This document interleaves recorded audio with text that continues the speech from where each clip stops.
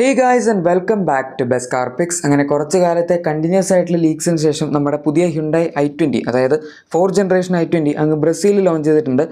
ബ്രസീലിൽ ലോഞ്ച് ചെയ്തുകൊണ്ട് നമുക്ക് എന്താ ഗുണമെന്നൊക്കെ നിങ്ങൾ ആലോചിക്കുന്നുണ്ടായിരിക്കും, പറഞ്ഞുതരാം. ഫസ്റ്റ് ഓഫ് ഓൾ നമുക്ക് ഈ വണ്ടിയുടെ ഡിസൈൻ, ഞാൻ ഡിസൈനെ പറ്റി ഒരുപാട് പറയുന്നില്ല, കാരണം ഓൾറെഡി നമ്മളെല്ലാവരും ലീക്സിലൂടെ ഇഷ്ടംപോലെ ഈ വണ്ടിയുടെ ഡിസൈൻ കണ്ടാണ്. ഞാൻ തന്നെ 1-2 വീഡിയോസും ചെയ്തിട്ടുണ്ട്. നിങ്ങൾക്ക് ഇഷ്ടമാണല്ലോ എന്ന് താഴെ കമൻസിൽ പറഞ്ഞാൽ മതി. ഈ വണ്ടിക്ക് ഒരു മേജർ ചേഞ്ച് വന്നിരിക്കുന്നതിൻ്റെ പ്ലാറ്റ്ഫോമിൻ്റെ കാര്യത്തിലാണ്. പ്ലാറ്റ്ഫോം ഓൾറെഡി മാറുമെന്ന് നമ്മൾ പഴയ വീഡിയോസിൽ പറഞ്ഞിരുന്നു, പക്ഷേ ഞാൻ പറഞ്ഞത് K2 നിന്ന് K1 പ്ലാറ്റ്ഫോമിലേക്ക് ആവുന്നതാണ്. കാരണം മെനു ഒക്കെ K1 പ്ലാറ്റ്ഫോമിലേക്കാണ് പോയത്.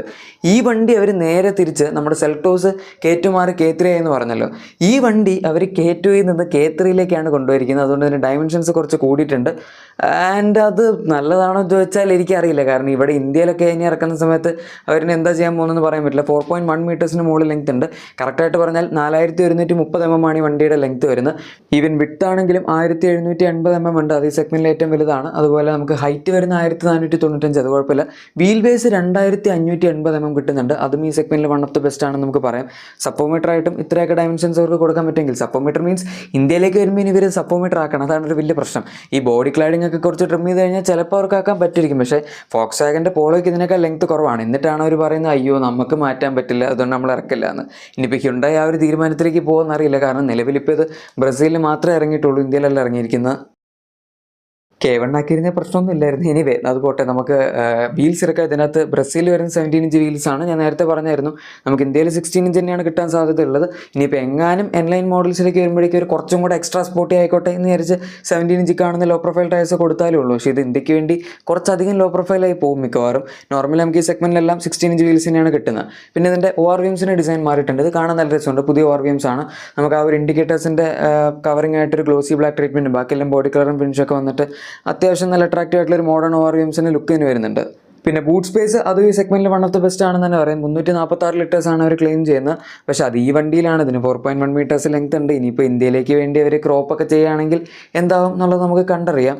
പിന്നെ ഈ വണ്ടിയുടെ പുതിയ കീസ് ആണ്. ഇത് നമ്മൾ പുതിയ വെന്യൂലൊക്കെ കണ്ട സെയിം കീസ് തന്നെയാണ്. എനിക്ക് തോന്നുന്നു വേറെ ഏതൊക്കെ വണ്ടിയിൽ അൽക്കസാറിലാണോ കറക്റ്റിലാണ് എന്തിലൊക്കെ കീ കൊടുത്തിട്ടുണ്ടായിരുന്നു. എന്തായാലും നമ്മുടെ പുതിയ i20യിലും ഈ ഒരു ഹ്യുണ്ടായി ലോഗോ ഉള്ള കീ തന്നെയാണ് വരുന്നത്. എനിക്ക് പേഴ്സണലി കീയുടെ ഡിസൈൻ അത്ര ഇഷ്ടമല്ല. വല്ലാത്തൊരു വലിയ ലോഗോ അടിച്ചിട്ട് അതിൻ്റെ അകത്ത് ഗ്യാപ്പിൽ മറ്റേ ലോക്ക് ആൻഡ് ലോക്ക് അത് തന്നെയാണിത്. എനിവേ അത് പോട്ടെ. ഇനി നമുക്ക് ഇൻറ്റീരിയേഴ്സിലേക്ക് വരാം. അതാണ് നമ്മൾ ഈ വണ്ടിയിൽ ഏറ്റവും കുറവ് കണ്ടിട്ടുള്ള സാധനം. K3 പ്ലാറ്റ്ഫോം ആയതുകൊണ്ട് തന്നെ മൊത്തത്തിൽ വണ്ടിക്ക് ഇത്തിരി കൂടെ സ്പേഷ്യസ് ആയിട്ടുള്ള ഫീൽ പോലെ നിങ്ങൾക്ക് തോന്നുമായിരിക്കും, കാരണം വിട്ടൊക്കെ കൂടിയിട്ടുണ്ട്. മൊത്തത്തിൽ ക്യാബിൻ എക്സ്പീരിയൻസ് ആണെങ്കിലും കുറച്ചുകൂടെ ബെറ്റർ ആണ്. നമുക്ക് ഓവറോൾ ഡാഷ്ബോർഡ് ഡിസൈൻ നല്ല വ്യത്യാസമുണ്ട്. പ്ലാറ്റ്ഫോം അറിയുന്നതിൻ്റെ എല്ലാം ഡാഷ്ബോർഡ് ചേഞ്ചിലും കാണാനുണ്ട്. അതുമാത്രമല്ല ഇതിനകത്ത് സ്റ്റിയറിംഗ് ഇപ്പോൾ ഹ്യുണ്ടായുടെ മറ്റേ 4 ഡോട്ട് പാറ്റേണിൽ ഇതാണ് കൊടുത്തിരിക്കുന്നത്. ലോഗോ ഒന്നുമില്ല, അത് എച്ചാണ് ഡിറ്റർമൈൻ ചെയ്യുന്നത്. പിന്നെ ഈ ഡിസൈൻ നമ്മൾ പുതിയ വെന്യൂവിൽ കണ്ട സെയിം സ്റ്റിയറിംഗ് തന്നെയാണ്. അതുപോലെ അപ്ഡേറ്റഡ് ബെർണയിലൊക്കെ ഈ സ്റ്റിയറിംഗ് ഒരു കൊടുത്തിട്ടുണ്ടായിരുന്നു. പിന്നെ നമുക്ക് ഇതിനകത്ത് എഡാസ് വരുന്നുണ്ട്. ലെവൽ 2 ആണ്. അത് ബ്രസീൽ ആയതുകൊണ്ടായിരിക്കും അഗൈൻ ഇങ്ങോട്ട് വരില്ല എന്നുള്ളത് കണ്ടറിയേണ്ടി വരും. കാരണം ഇവിടെ ഒരു ഹാച്ച് ബാക്കിൽ ലെവൽ 2 എഡാസ് കൊടുക്കാന്ന് പറഞ്ഞാൽ ഭയങ്കര എക്സ്പെൻസീവ് ആയി പോകും. കിയ ഈ അടുത്ത് സീറോസിൽ കൊടുത്ത എഡാസ് തന്നെ എടുത്ത് കളഞ്ഞു. പിന്നെ ഇതിൻ്റെ 12.3 ഇഞ്ചസിൻ്റെ 2 ഡിസ്പ്ലേ ആണ്. കർവ് ഡിസ്പ്ലേ ആണ്. നമ്മൾ നേരത്തെ പറഞ്ഞിട്ടുണ്ടായിരുന്നു ഇതായിരിക്കും സൈസ് എന്ന്. പക്ഷേ അതിൻ്റെ ഇൻസ്ട്രുമെൻ്റ് റെസ്റ്റർ എനിക്ക് അത്ര അങ്ങോട്ട് വർക്കൗട്ട് ആയില്ല. അത് ഫുള്ളി ഡിജിറ്റൽ ആയിട്ടുള്ള യൂണിറ്റ് ആണെന്ന് പറഞ്ഞാൽ നടുവിലൊരു ചെറിയ ഡിസ്പ്ലേ ഉണ്ട്. ലെഫ്റ്റ് സൈഡിലും റൈറ്റ് സൈഡിലും വേറെ സെപ്പറേറ്റ് ആയിട്ടുള്ള ഡിജിറ്റൽ ഡിസ്പ്ലേസ് ആണ് അവർ കൊടുത്തിരിക്കുന്നത്. ഈ മറ്റേ പഴയ സ്മാർട്ട് വാച്ചിൻ്റെ ഒക്കെ പോലത്തെ ഡിസ്പ്ലേ, ടാക്കോമീറ്ററും സ്പീഡോമീറ്ററിന് വേണ്ടി. അതിന് പകരം ഫുള്ളി ഡിജിറ്റൽ ആക്കാമായിരുന്നു. അത് ഇന്ത്യയിലേക്ക് വരുമ്പോൾ നമുക്ക് നോക്കാം, ചിലപ്പോൾ ഒരു മാറ്റമായിരിക്കും. വെന്യൂലൊക്കെ അവർ ഫുള്ളി ഡിജിറ്റൽ തന്നെയാണ് കൊടുത്തിരിക്കുന്നത്. ഇനി അടുത്തത് ഈ വണ്ടിയുടെ AC കൺട്രോൾസ്. ഇത് അവർ ഫിസിക്കൽ കൺട്രോൾസ് കൊടുത്തിട്ടുണ്ട്. നമുക്ക് റോട്ടറി ഡയൽ ഉണ്ട്. അത് മാത്രമല്ല ഈ ബട്ടൺസ് ആണെങ്കിൽ ഇത് ആക്ച്വലി ബട്ടൺസ് ആണ്, മൊത്തം ടച്ച് പേസ്റ്റ് അല്ല. അതുകൊണ്ട് വലിയ കുഴപ്പമില്ല. ഞാനത് ആദ്യം കണ്ടപ്പോൾ ചിലപ്പോൾ ടച്ച് പേസ്റ്റ് ആയിരിക്കും എന്ന് വിചാരിച്ചു. പിന്നെ AC വെൻസിൻ്റെ ഡിസൈനെല്ലാം വെർട്ടിക്കലായിട്ടാണ് കൊടുത്തിരിക്കുന്നത്. ഡിസൈൻ വൈസ് നമുക്ക് അങ്ങനെ കുറ്റം പറയേണ്ട കാര്യമൊന്നുമില്ല. ജസ്റ്റ് യൂസബിലിറ്റിക്ക് ബെറ്റർ ആയാൽ മതി. പിന്നെ നമുക്ക് അതിൻ്റെ താഴെ 2 USB ചാർജിങ് പോർട്ട്സും കാണാൻ പറ്റും. അതുപോലെ ഇത് സിംഗിൾ സോൺ AC ആണ്. എനിക്ക് സെഗ്മെൻറ്റിൽ ഡ്യുവൽ സോൺ ഒന്നും കൊടുക്കേണ്ട ആവശ്യമില്ല. അത് പിന്നെ കോസ്റ്റ് കൂട്ടും. ബാക്കി ഫീച്ചേഴ്സ് നോക്കുകയാണെങ്കിൽ നമുക്ക് വയർലെസ് ചാർജർ ഫ്രണ്ടിൽ അവൈലബിൾ ആണ്. ഇതിനകത്ത് 360 degree camera, front ventilated seats, അങ്ങനത്തെ സാധനങ്ങളൊന്നും വന്നിട്ടില്ല. അത് അഗൈൻ ബ്രസീൽ സ്പെക്ക് ആയതുകൊണ്ടാവാം. ഇന്ത്യയിൽ നമുക്ക് എക്സ്പെക്ട് ചെയ്യാവുന്ന ഫീച്ചേഴ്സാണ്, കാരണം പുതിയ വെന്യൂലൊക്കെ അവർ ഇത് സാധനങ്ങളൊക്കെ കൊടുത്തിട്ടുണ്ട്. അതുമാത്രമല്ല ഈ സെഗ്മെൻറ്റിൽ ഹാച്ച് പാക്കുകളില്ല എന്നുള്ളൂ. ബാക്കി എല്ലാ സെഗ്മെൻറ്റ് സപ്പോമീറ്റർ SUVസിലെ സാധനങ്ങളൊക്കെ വരുന്നുണ്ട്.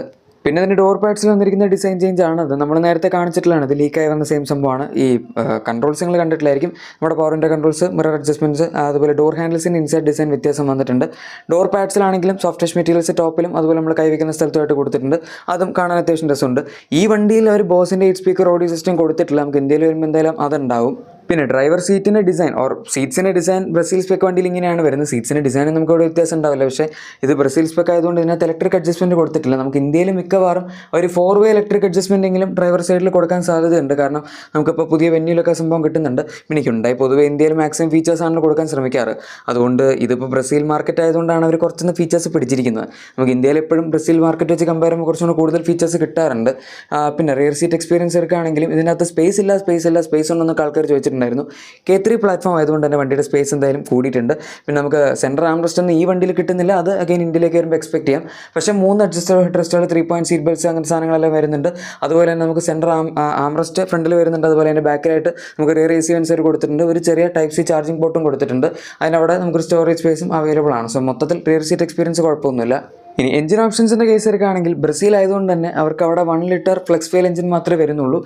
115 ഹോഴ്സ് പവറും അതുപോലെ 172 Nm ടോർക്കുമാണ് അവിടെ ജനറേറ്റ് ചെയ്യുന്നത്. പക്ഷേ എനിക്ക് തോന്നുന്നു നമ്മൾ അവിടുത്തെ സ്പെക്ക് വെച്ച് എഞ്ചിൻ ഓപ്ഷൻസ് വിലയിരുത്തേണ്ട കാര്യമില്ല എന്ന്. കാരണം ഇന്ത്യയിൽ എന്തായാലും നമുക്ക് 2 എഞ്ചിൻ ഓപ്ഷൻസ് കിട്ടും. കാരണം 1 ലിറ്റർ ടർബോ പെട്രോൾ മാത്രം വെച്ച് അവർക്ക് ഇവിടെ പിടിച്ചേക്കാൻ പറ്റില്ല. അതുകൊണ്ട് 1.2 തന്നെയായിരിക്കും നമുക്ക് ഇവിടെ വരുമ്പോഴേക്കും നോർമൽ i20 കിട്ടാൻ പോകുന്നത്. അതിൻ്റെ കൂടെ CVT ഉണ്ടാവും, അതായത് IVT ഉണ്ടാവും.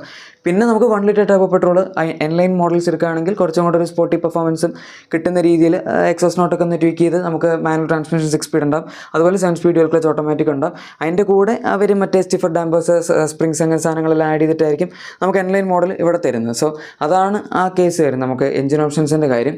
ഇത് ബ്രസീലിൽ എന്തായാലും വ്യത്യാസമുണ്ട്. പിന്നെ ഇത്രയൊക്കെ ചേഞ്ചസ് ആണ് നമുക്കിപ്പോൾ പുതിയ i20 പറയാൻ പറ്റുന്നത്. ഈ വണ്ടി ഒരുപാട് പ്രാവശ്യം ലീക്ക് ആയതുകൊണ്ട് ഇതിനകത്ത് എന്തെങ്കിലും പുതിയ ഇൻഫർമേഷൻ ഉണ്ടായിരുന്നോ എന്നെനിക്കറിയില്ല. പക്ഷേ വണ്ടി ലോഞ്ച് ചെയ്ത സ്ഥിതിക്ക് നമുക്ക് കുറച്ചും കൂടെ ഡീറ്റെയിൽ ആയിട്ട് കാര്യങ്ങളെല്ലാം പറയാലോ എന്ന് വിചാരിച്ചിട്ടാണ് ഇപ്പോൾ ഇങ്ങനെ ഒരു വീഡിയോ ചെയ്തത്. ഇനി ഇതിൻ്റെ ഇന്ത്യ ലോഞ്ചിനെ പറ്റി ഒരു പ്രത്യേകിച്ചൊന്നും കൺഫേം ചെയ്തിട്ടൊന്നുമില്ല. ആൻഡ് അത് മിക്കവാറും ഈ വരുന്ന 2026 അവസാനം അല്ലെങ്കിൽ കൂടിപ്പോയി കഴിഞ്ഞാൽ 2027 സ്റ്റാർട്ടിങ്, ആ സമയത്തിനുള്ളിൽ ഉറപ്പായിട്ടും ലോഞ്ച് ചെയ്യേണ്ടതാണ്. ഈ വണ്ടി അവർ ഇന്ത്യയിലും ടെസ്റ്റ് ചെയ്യുന്നുണ്ടായിരുന്നു. സോ ഇവിടെ വരും എന്നുള്ള കാര്യത്തിൽ സംശയമൊന്നും വേണ്ട. 4th ജനറേഷൻ i20 ആയിട്ട് തന്നെയായിരിക്കും നമുക്ക് കിട്ടുന്നത്. പക്ഷേ എന്തോരം ഇവർ ഡയമെൻഷൻസ് കുറയ്ക്കണം എന്നുള്ളതാണ്. ഇപ്പോൾ ഈ വണ്ടിയുടെ ഡിസൈനിൻ്റെ കാര്യത്തിൽ ഒരുപാട് ക്രിറ്റിസിസം ഉണ്ടാക്കി കിട്ടിയിട്ടുണ്ടായിരുന്നു. പ്രത്യേകിച്ച് ഈ സൈഡ് ബോഡി ക്ലാഡിംഗ് ഒക്കെ വെച്ചിട്ട് ചെറിയ ക്രോസ് ഓവർ റിസീവലാക്കാൻ നോക്കിയത്. നമ്മുടെ പഴയ i20 ആക്റ്റീവിലാണ് അവർ ഇങ്ങനത്തെ സാധനങ്ങളൊക്കെ കൊടുത്തിരുന്നത്. അതെന്തായാലും ഈ വണ്ടിയിലുണ്ട്. പിന്നെ റിയർ ഡിസൈനിന് മൊത്തത്തിൽ കുറച്ച് ക്രിറ്റിസിസം കൂടുതലാണ്. എനിക്കും പേഴ്സണലി ഇതിൻ്റെ റിയർ ഡിസൈനാണ് അത്രയ്ക്ക് അങ്ങോട്ട് വർക്കൗട്ട് ആവാത്ത പോലെ തോന്നിയത്. ഫ്രണ്ട് ഡിസൈൻ പിന്നെയും വലിയ കുഴപ്പമില്ല, നമുക്ക് അഡ്ജസ്റ്റ് ചെയ്യാൻ പറ്റുന്ന പോലെയാണ്. പക്ഷേ ബാക്കിൽ മൊത്തത്തിൽ എവിടേക്കോ എന്തൊക്കെയോ ഒരു മിസ്സിംഗ് പോലെയാണ് പെട്ടെന്ന് കാണുന്ന സമയത്ത് ഫീൽ ചെയ്യുക. അതുകൊണ്ട് അതൊന്ന് കറക്റ്റ് ചെയ്തിട്ട് ഇവിടെ ഇറക്കാൻ പറ്റുമോ എന്ന് ഞാൻ പറഞ്ഞിട്ടും വലിയ കാര്യമുണ്ടെന്ന് എനിക്ക് തോന്നുന്നില്ല. എനിവേ നിങ്ങൾക്ക് എന്താണ് ഈ വണ്ടിയുടെ ഡിസൈനെ പറ്റി തോന്നുന്നത്? അതുപോലെ ഇവർ ഇനി ഡയമെൻഷൻസ് കുറയ്ക്കുമ്പോഴേക്കും ഈ വണ്ടിയുടെ സ്പേസോ കാര്യങ്ങളൊക്കെ എന്തെങ്കിലും വ്യത്യാസം വരും എന്ന് നിങ്ങൾക്ക് തോന്നുന്നുണ്ടോ? അതുപോലെ ഇൻറ്റീരിയേഴ്സിനെ പറ്റി എന്താണ് പറയാനുള്ളത്? എക്സ്ട്രാ ഫീച്ചേഴ്സ് ഇവിടെ വരുമ്പം ആഡ് ആകുമോ? അങ്ങനത്തെ കാര്യങ്ങളൊക്കെ നിങ്ങൾ കമൻസിൽ പറഞ്ഞേക്കാം. എന്തായാലും നമ്മുടെ പുതിയ i20യുടെ വീഡിയോ ഇതാണ്. നിങ്ങൾക്ക് നിങ്ങളുടെ എക്സിസ്റ്റിംഗ് വാഹനത്തിന് എന്തെങ്കിലും ആക്സറീസോ ക്ലീൻ പ്രൊഡക്ട്സ് ഒക്കെ ആണെങ്കിൽ നമ്മുടെ ഡിസ്ക്രിപ്ഷനിലെ പ്രൊഡക്ട്സ് ഉറപ്പായിട്ടും ചെക്കൗട്ട് ചെയ്യാം. വീഡിയോ ഇഷ്ടപ്പെട്ടെങ്കിൽ തീർച്ചയായും ലൈക്കും സബ്സ്ക്രൈബും ഷെയറൊക്കെ ചെയ്യാൻ നമ്മൾ സപ്പോർട്ട് ചെയ്യാനും മറക്കണ്ട. നമുക്ക് മറ്റൊരു വീഡിയോയിൽ കാണാം. അതുവരെ thank you for watching my video and good bye.